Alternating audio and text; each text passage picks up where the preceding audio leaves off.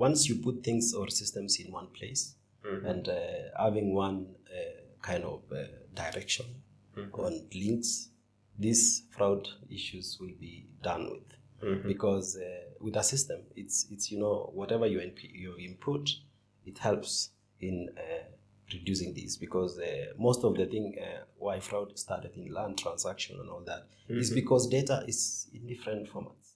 Good morning, good afternoon, and good evening, viewers from wherever you're watching us from. It's Jermaine here, your host at Teampursuit Estate Podcast, and indeed we are bringing you amazing, informative podcasts that will help you as an investor, as a developer, and if you're interested in real estate investments. Last couple of podcasts, we've been able to have sessions with the amazing Charles Mogane, who's a legal mogul in this nation, and great things coming from him, and he's going to be a great guy. But today, viewers, we are here at Osoita Lodge, indeed where guests become family. And speaking of guests, we have an amazing guest who has done really a lot, and also his future is still really bright. And I say that because, life begins at 40, and I know he's slightly above 40. Karibu sana, Dr. Boitt. Thank you very much. So if you can just introduce yourself and let the viewers know who you are and what you do. Oh, good. Thank you, Jermaine. And my name is Dr. Mark Boitt. I am a registered land surveyor in this country. I'm also a registered lead expert with NEMA. And basically, I also teach in the university. I teach at the Teampursuit University of Technology. But then before that, I was so much teaching at Jomo Kenyatta University of Agriculture and Technology. My areas of interest are land surveying, GIS and remote sensing, and environment. I'm thinking so much a little bit on physical planning. Physical planning. It's also something that I am looking at. I think it's something we really need in the nation in terms of how we plan our estates. Yes, very important. Are you confident with, let's say, Embakasi, how it has been planned pipeline area and all that? Yeah, indeed. In fact, I think if you look at Embakasi area, Nyayo Estate, that place was one of the, it's like a pilot project which really looked at the whole Africa considered that was a very good project which they did. Awesome. So the planning is very important. Very important. Yes. Yeah, indeed, viewers, as we move forward, today we are talking about mapping the future, and none other than Dr. Mark Boitt unveils the secrets of GIS, real estate, and fraud prevention in Kenya as a surveyor, amongst many other things or many other hats that he wears.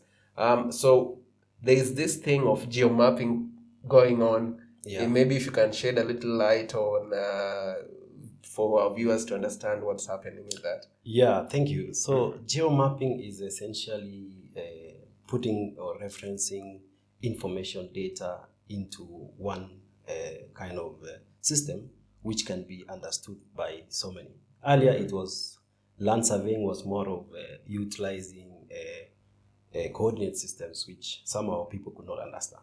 So geomapping is more of relating to geospatial science. Other people call geomatics, geoinformatics.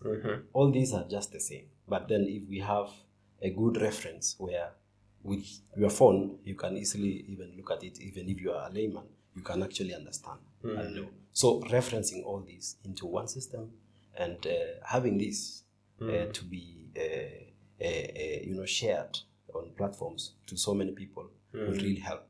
So geomapping is changing things and making things work for so many people, of course, with the advancement of technology. Yeah. And so far, how's the going with it? Is it being done in Nairobi only, or it will open up with the government? I heard something like that. Actually, not only for Nairobi. It has already translated to other counties. Nice. I know so much is being done in Kiambu County. Quite a lot now is moving to Mombasa, and recently Murang'a. And I know in geomapping, putting together the data together, GIS, combining data for policy making and decision making, Viga County leads in this. They have done that quite a lot, and I think through the governor, Dr. Otichilo, is doing quite a lot of that. Okay. And we must commend him. Definitely. Yeah. Are there ways that you think geomapping will mitigate on fraud and these issues of multiple titles and all this? Indeed, once you put things or systems in one place and having one kind of direction on links, these fraud issues will be done with. Because with a system, it's whatever you input, it helps in reducing this, because most of the thing why fraud started in land transaction and all that is because data is in different formats. Data is kept in files, others are in various offices. You even go to a district land registry and they say your file is not available, so go to Nairobi. And somehow you come to Nairobi again, land registry, and maybe you don't get this data. So once it's in a system, once it's able to be viewed, there is no point of a client of mine coming all the way from Bungoma to Nairobi to look for a file. So the file will be available and it can be queried through GIS database, and this person can see the details. So issues to do with that will be reduced. Similarly, also for, say, stamp duty, it goes with 4%, 2%, where you are near to a city center, or CBD or outside the CBD. There are some zoning values. So the value of land in the stamp duty payment for the government through KRA systems will be reduced, because I will know this area which I'm buying is within this zone and I am supposed to pay this amount. So I think it will be very tough, even for it will be tough for those who are planning to do fraud, but it will be very good for the country. Definitely.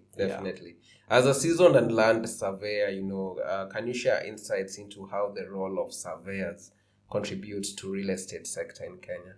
Thank you for that question. Yeah, really, surveyors do a very good job. They actually demarcate land. They do area computation, area verification, perimeter confirmation. We also look at things to do with ownership. Who owns which parcel? And we help the process.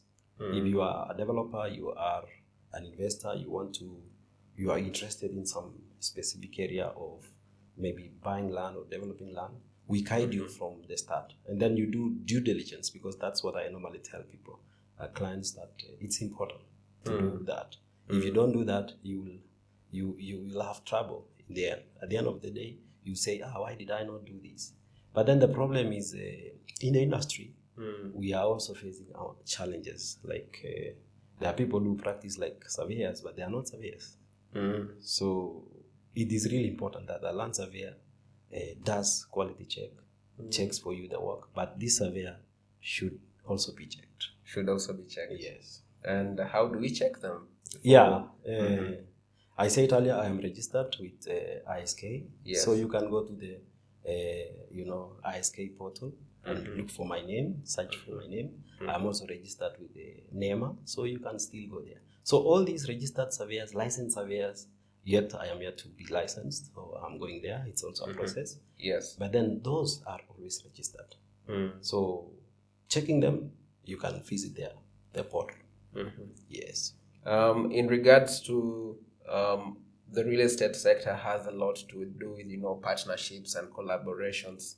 So in your experience, how have these partnerships and collaborations with various stakeholders such as government bodies, private enterprises, enhance the accuracy and efficiency of land surveying for real estate purposes? Yeah, thank you for the question. I think government also plays a very key role in enhancing the survey and real estate industry. One is, of course, in the marketing and also in wooing investors to come and develop this country. So one thing I realized is government can support by introducing or accepting the use of these advanced technologies. They can also help in creating platforms for awareness. So awareness creation is very key. And as well, even in training. So for example, if government institutions are utilizing these technologies and they are creating policies which will reduce fraud in this industry, then this is already an avenue. They also create, maybe looking at benchmarking. Of course, people talk so much about benchmarking, but not so much is coming out. But the idea of benchmarking is very key. If they go out there, they learn from, say, developed countries, Canada, Europe, and other nations, Australia. They could bring the ideas here in Kenya, and then we have these techniques and equipment brought to this country, and then our students who are maybe studying can come and learn from that, and then now they get to know. Even as they graduate, they can be absorbed in the market. So that in the government is very key. In the private organizations can team up. I think there's something which I saw in Ghana. Ghana has already developed one system of referencing.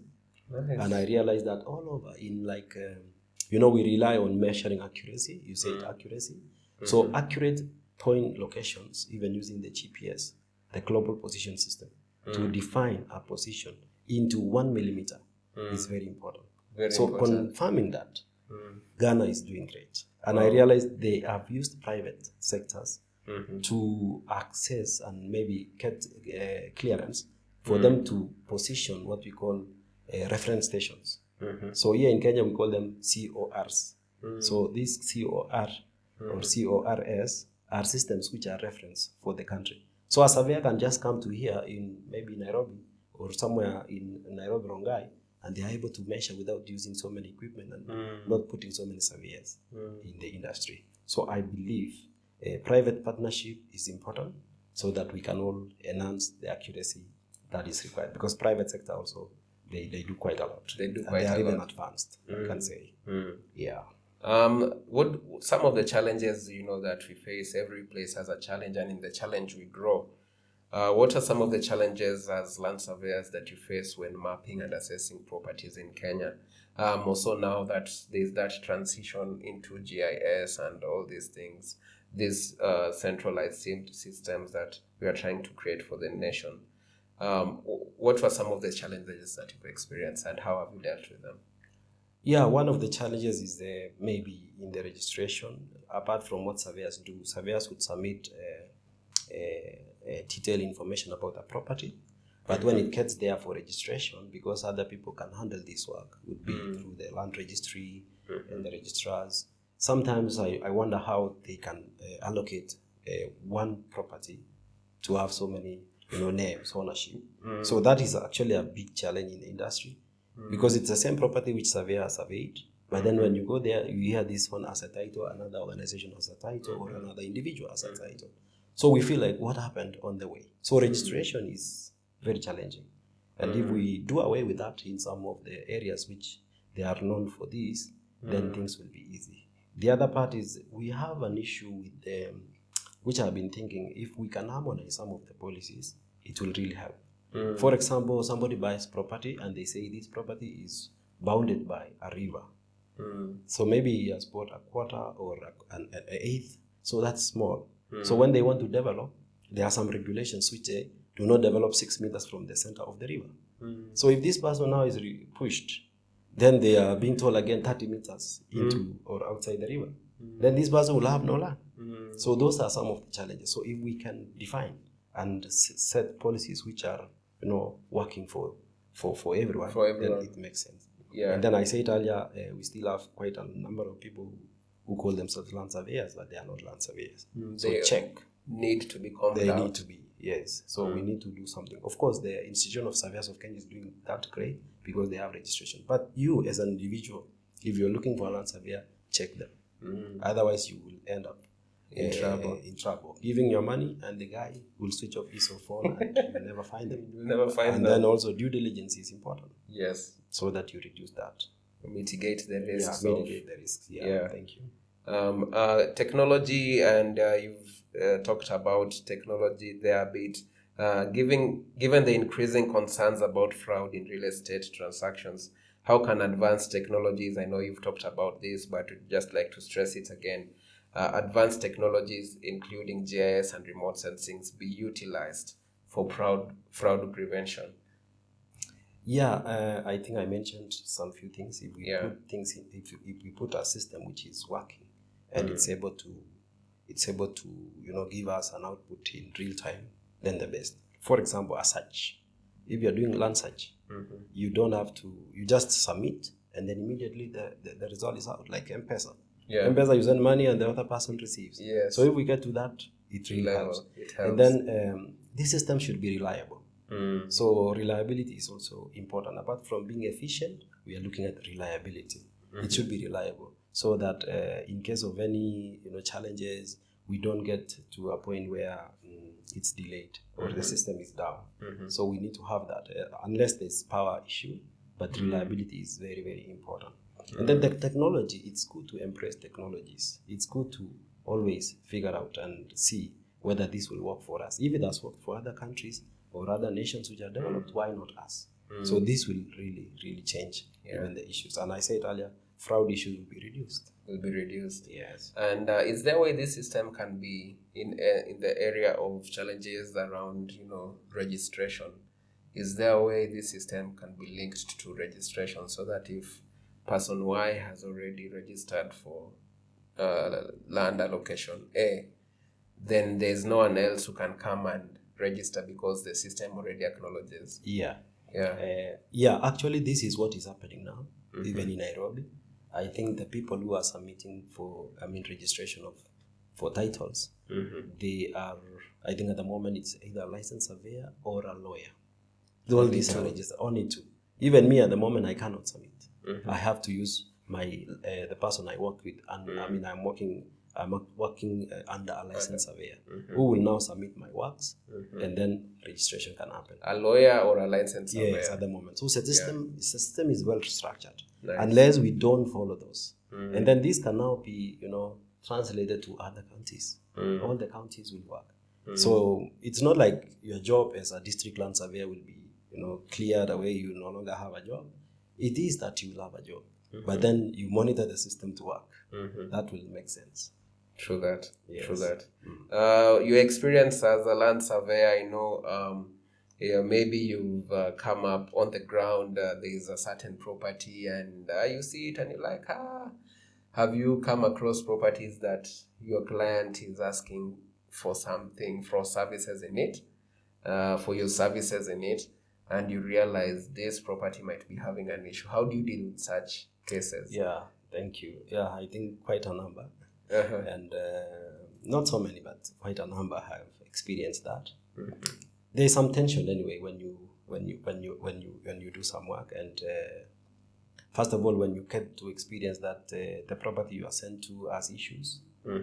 Before I do that, I always check. I always check the documents this person is giving me, because I will request from you, first of all, give me a copy of the title. And then from the copy of the title, give me your recent search. So it's you, being the client, to give me those two documents. But I'll not just use that. I will do it myself. I will have to do my own search before I visit the ground. Now, when I know and I have understood that this property belongs to this according to my own search, and they tally with the one which I was given, then I can proceed to go to the ground. Of course, when I read the ground, I have to verify if what is on the paper, is it similar to what is on that ground? And then now we can proceed. If you are telling me subdivide the land, then I'll tell you, yes, it confirms with what I have as the title. I can produce this number of titles for you. And then if I go to the ground, because I say there are some where they give you the title and then you realize that even that title is not on that land, then I don't even proceed from there until we hire. Yeah, but sometimes we made a mistake of not doing this due diligence. Then we found ourselves on the ground, and almost our equipments were being carried away by some goods. Yeah, so you can imagine an equipment which is very costly, expensive. More than 1 million or so, 3 million, like that. It's expensive, and it can be costly to the company. Yes. So that's really key for you guys to always do due diligence. Very important. Very important. Yeah. And can you elaborate on how GIS applications are employed in the valuation of properties, and how this contributes to fair and accurate pricing for real estate transaction? Indeed, GIS, as I said, it's a geoinformation, kind of putting together data and showing them in the right position. So the geospatial geomapping in regards to valuation of property is very key.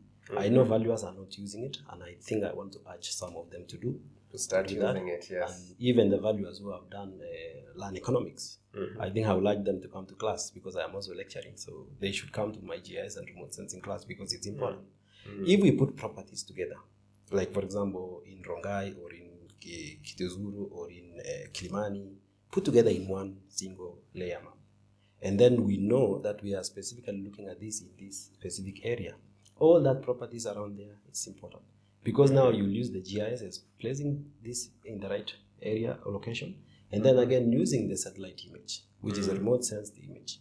And this will now show within that neighborhood what are available. I've realized, and I've worked with Value. Of course, I can say I work with. There is one which I am working with, and I really commend them.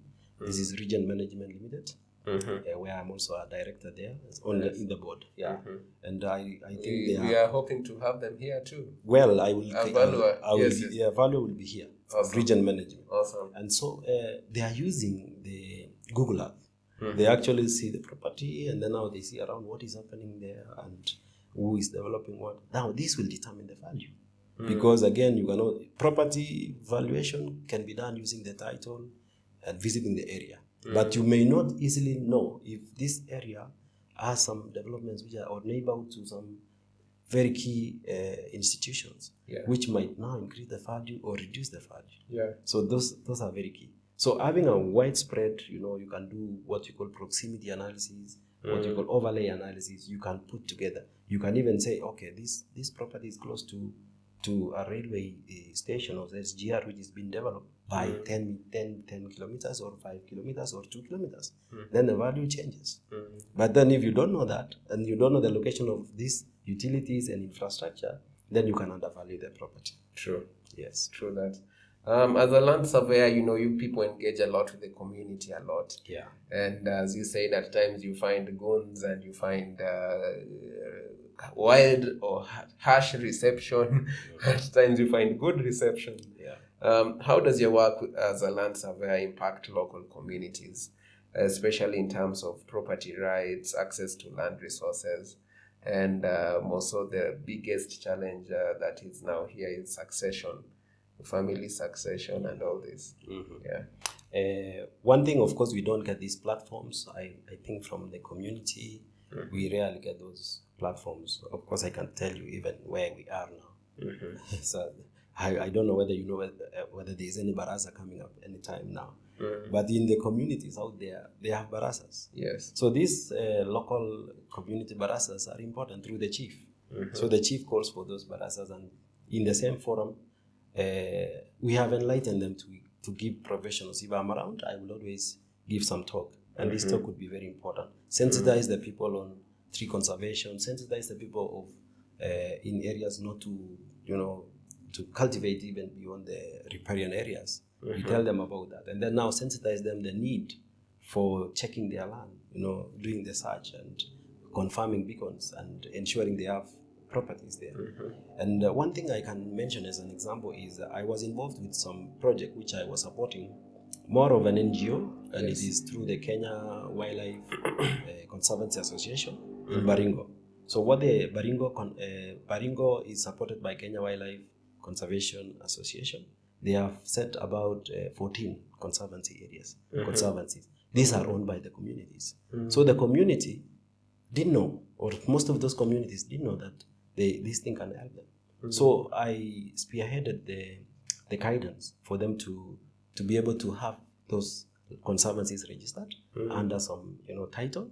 And then once they have this title, they are able to utilize this title to even seek for grants and funding from organizations, NGOs, and so on for conservation within that community. Through that, tourism can be enhanced, and at the same time, they are earning that money coming from that. But without those documents, they cannot do much.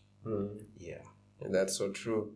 One thing I love about viewers, Dr. Boitt, is his ability also to teach and interact with the future, the young people, mentorship, lecturing, and all these things. What are some of the guidance that you usually give to these future professionals, and some of the key skills that you consider essential for them?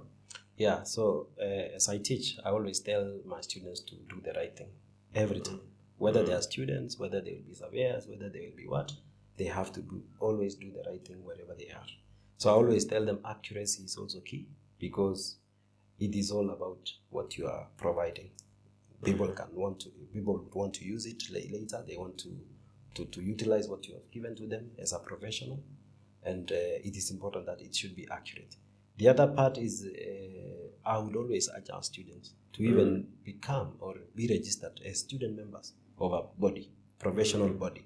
Otherwise, they will just end up being quacks again. True. Because they are not registered and they want to practice. So please, I always tell them to focus on being professional and focus on being also registered in these professional bodies. In as much as they are doing the things right and accurately, they should also be members of a professional body. Yeah. Could you share or shed light on the legal aspects of land surveying in Kenya? Maybe to someone who'd like to get into it, and especially regarding property rights, the legal frameworks, and all that revolves around surveyors in real estate. Yeah, this cuts across also the lawyers in the country. They have to guide also on the land law. So one thing I know, even before you become a licensed surveyor or registered surveyor, it's important that we study land law. It's called land law. We do that as a unit in the university. At the same time, also it's a requirement by the professional body ISK to do land law. So we understand all the legal frameworks that are guiding land related issue. We have the Land Registration Act, LRA. We also have the Registration of Titles Act, RTA, which actually helps in registration of all the parcels and properties in Kenya. Apart from that, we have regulations in relation to water and even water resources, and of course the NEMA, I said, the MCA 1999. So all these regulations are important, but they are there. They are there, and there are policies, so it can be followed. It's not like one is conflicting with the other. It's only the small regulations which are guiding in the measurements. That's what I said. Measurements should all be in tandem. So where I find there's some challenges, people really confuse the 6 meter from the center line and the 30 meter from the center line. But then apart from that, there are also road reserves, there are also way leaves, there are also so many things for utilities. So if an investor is able to be guided by a land surveyor, all those things are captured. Because with a survey plan from Survey of Kenya, I can tell you this is a property, but this property has a way leaf of, say, power line passing through this property. So don't develop. We now go to the regulations which guides that. We see this property is close to a highway. This highway requires you not to develop beyond here. We confirm that. So these regulations are there. The laws, the acts are there. It's only that interpretation will be done by a professional. Yes. Yeah, that's why we see at sometimes some properties developed really close to the road, and you're like, oh my God, if this property will be brought down, this investor will lose millions. Yeah. But if only one challenge that we face is shortcuts in Kenya, and we do that a lot, and we want to deal with surveyors who are not licensed because I think they'll be cheap. Yeah. But every cheap thing has a cost as well, Yeah. And we encourage you, our viewers, if you're looking to invest, if you're looking to get to buy a property, just do it the right way. Do your due diligence. Engage the professionals that you need to engage, professional lawyer, professional land surveyor, and all that you need to engage as you do your due diligence. As we are close to wrap it up, and Dr. Boitt is really giving us great insights right here. Based on your expertise, what advice would you give real estate practitioners, including developers, agents, investors, to ensure they navigate the land surveying process effectively and, most importantly, ethically? Yeah, so I would just advise them to never give up. Sometimes you can easily get yourself in trouble.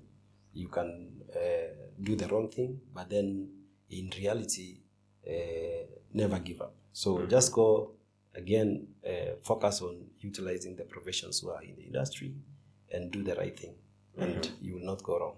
Ensure that you do much of the due diligence before you do any development or even focus. What's the future of land surveying in Kenya, in real estate? What do you foresee? Yeah, quite immense. The future is huge. The potential is very, very very huge. And I think with the technology which is now coming and the systems in place, things will move fast. Transactions in land will be profitable, and I see issues to do with fraud and professionalism gone, and then we'll look at the future which all of us are able to do our businesses in land and in a very good way and efficient way. Yeah. On to the quickfire segment.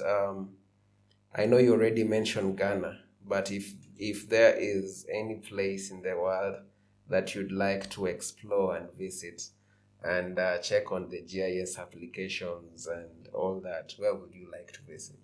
I think close home, it's South Africa. South Africa. I think I can go there and just understand how it works. Much of what I see and what I understand is it's within Africa. It's a developed nation, and they are doing quite a lot of this without a lot of hiccups. So I feel like if you can only check the one which is closer home. Of course, I studied in other countries, developed countries. I studied in Germany and Finland. I know the level where those ones are, but I want to see some country which is close to home, and then again doing the right thing. So South Africa would be very good. Very true. Yeah. One of your best gadgets or tools that you can't do without? Two things. I have a GPS always, handheld GPS for location where I am, and the other one is a tape measure, just like a carpenter. Yeah, I always carry those. Always carry those. Yes. So I can easily even measure your height. Anytime. Yeah. Always ready. Ready. Yes. As someone who enjoys, you mentioned enjoying reading inspirational books. Could you recommend a book that you've had that has had an great impact or significance in your life, and that you'd like to share, personal or professional? Yeah, I really like reading inspirational books, but one I can recommend is the one we call the GIS Phenomena. GIS Phenomena. Yeah, this is written by Steven Silberger. This guy talks about the 7 keys to wealth over people. So this is how I think the Jews are doing this all over the world. The Jews, eh? Yes, the GIS Phenomena. That one is very key. Wow. This is how you network, you know how to talk to people. Those 7 keys are very important, and I would recommend people to buy. It's not expensive. I think it's Kenyan shillings 2,500 on Amazon. Yes, it's cheap. You can get a PDF copy.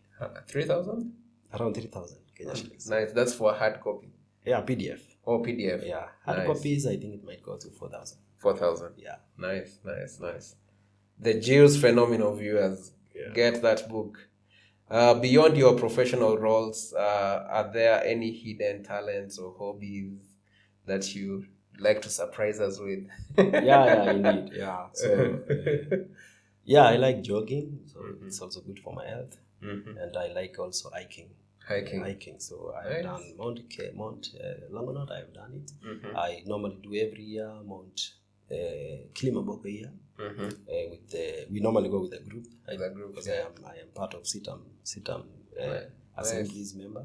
So we go with them, the men only. So we go hiking the Mount Kilimanjaro. We started with Longonot, and I'm yet to do. I've done a lot of Ngong Hills, even with my little son. We always do that.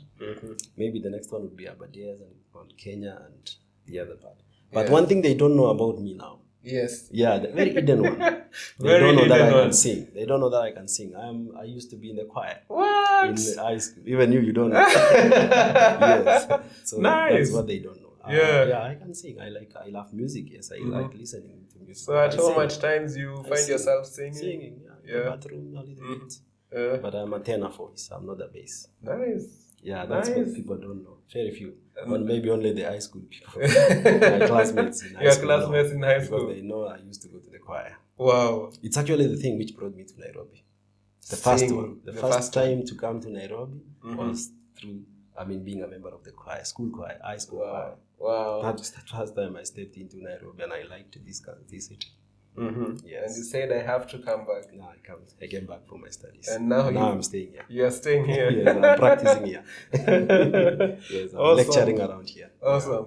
Great. Yeah, as we wrap it up, Dr. Boitt, we usually love doing this towards the end. If you'd like to speak to a 17-year-old you in that camera, what will you tell them to do different? Yeah, a 17-year-old to this camera. I know it's a situation where it's a stage where most of them would be actually in their high school. They are finalizing and focusing on what careers they want to become, they want to do in the future. They are, mixed up. Don't be mixed. Don't be mixed up. The best thing I can tell you is seek mentorship. Look for professionals in the thing that in the area that you think you can thrive well, and this is very essential. So once you get that guidance, not only one, you can try several professionals before you make a decision. But know that your future is bright. You can be somebody, regardless of your situation at the moment. And I will always say, when you do that, you will do great things in the future, and you will grow to become somebody who will be known for something. Amen. Yeah. Amen. And I wish them very good luck in doing that. And of course, God's blessings as they move forward. Thank you. Thank you so much, Welcome. Daktari. And we also say thank you very much for coming and taking your time. Yeah. And for sharing and doing what you do. Yeah. It's not easy to be straight in Kenya. Indeed. But you are showing us and leading the way that it's possible. Yeah, it is possible. Keep inspiring. Sometimes we get enemies in the way because we do the right thing. Yes. But we stand for that. We stand for that. It's good to be professional, yes, do sir. the right thing, Yes, and sir. help people. Thank you Because so much. also, apart from being professional, you are also helping somebody. True that. And saving them from troubles. Awesome. God bless you too. God bless you too. Viewers, until next time, it's your host here at Teampursuit Estates Limited, where indeed we are finding you a home from where your heart blossoms. And we are at Osoita Lodge, where guests become family. Salute.